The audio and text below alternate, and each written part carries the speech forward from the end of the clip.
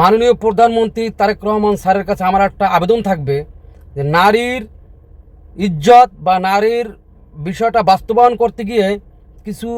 কাপড় খোলা বদমাইশ নারীদের ফাঁদে পা দিবেন না, তাইলে প্রশ্নবিদ্ধ হবেন। কারণ বুঝতে হবে যে এরা কোন কোয়ালিটির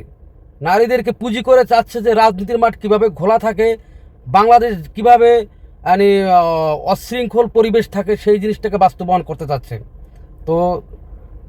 দেশ নায়ক তারেক রহমান স্যারকে আমি রিকোয়েস্ট করব যে এই ধরনের বদমাইশ নারীর ফাঁদে যেন আপনি পা না দেন, এবং আইনশৃঙ্খলা বাহিনীদেরকে আমি দৃষ্টি আকর্ষণ করব, যারা এই ধরনের বদমাইশ তাদের উপরে আইনি ব্যবস্থা নিলে সবচেয়ে বাংলাদেশ ভালো চলবে আশা করি। হঠাৎ করে সোশ্যাল মিডিয়ায় কিছু কাপড় খোলা নারী মা বোনদেরকে সম্মান রেখে বলছি, কারণ এরা তো সেই যোগ্য না, কারণ এরা সবসময় কাপড় খোলা ব্যবসা করে। সেই নারী রাজনীতির মাঠকে ঘোলা করার জন্য, বাংলাদেশকে কিভাবে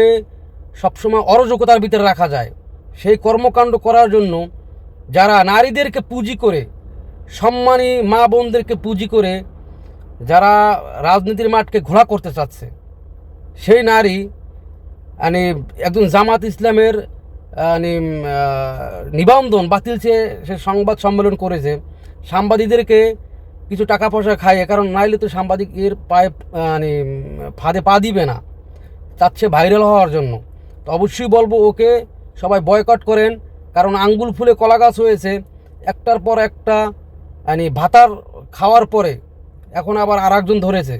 কারণ এরা তো সবাই চিনেন।